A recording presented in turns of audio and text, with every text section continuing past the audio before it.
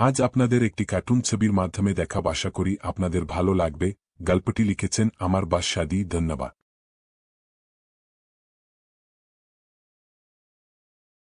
একদিন দাদি রান্নাঘরে বসে পিঠা বানাচ্ছিলেন।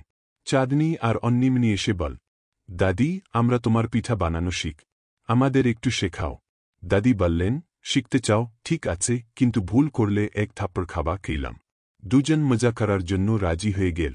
দাদি বললে, চাঁদনি তুমি আটা মাখ, অন্নিমনি তুমি নারকেল করো। চাঁদনি আটা মাখার সময় ভুল করে মাটির সঙ্গে মিশিয়ে ফেল।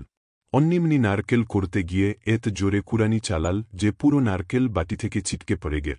দাদি এটা দেখে চিৎকার করলেন, এই চাঁদনি, তুই কি মানুষ না গাধ? আর অন্নিমনি, তুই কি বাঘের বাচ্চা?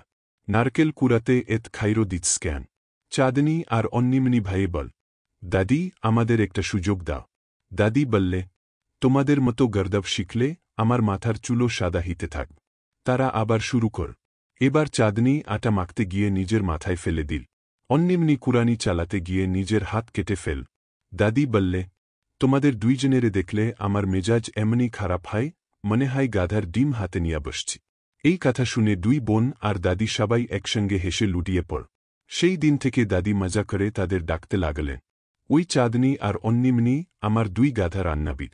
গ্রামের সবাই যখন এই গল্প শুনত তখন হাসতে হাসতে বলত, আসলেই শামসুন্নাহার আর তার দুই নাতনির জুটি একেবারে দুর্দান্ত।